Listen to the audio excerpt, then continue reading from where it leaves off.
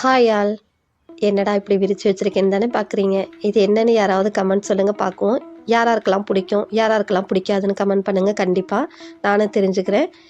எங்கள் வீட்டில் வந்து பார்த்திங்கன்னா, எங்கள் வீட்டில் உள்ளவங்க எல்லாத்துக்குமே கருவாடு பிடிக்கும், என் வீட்டுக்காரவங்கள தவிர. பட் இருந்தாலும் வந்து பார்த்திங்கன்னா, அவங்க குழம்பு ஊற்றிக்குவாங்க, கருவாடு மட்டும் சாப்பிட மாட்டாங்க அந்த மாதிரி. பட் இருந்தாலும் அவங்க கருவாட்டு குழம்பு சாப்பிடுவாங்க, அந்த மாதிரி தான் பேர்.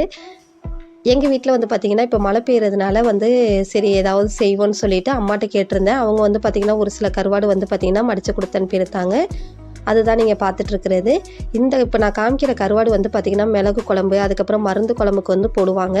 சாப்பிடும்போது நல்லா டேஸ்ட்டாக இருக்கும். பட் ஆனால் வந்து பார்த்திங்கன்னா, இந்த குழம்பு வந்து பார்த்திங்கன்னா கொஞ்சமாக ஊற்றி சாப்பிட்டாலே போதும். அந்த அளவுக்கு வந்து பார்த்திங்கன்னா, நல்லா வந்து சாப்பிடும்போது சாப்பிட்டுக்கிட்டே இருக்கணும் போல் தோணும். மற்ற எல்லா கருவாடும் வந்து பார்த்திங்கன்னா கிரேவி மாதிரி பண்ணலாம்.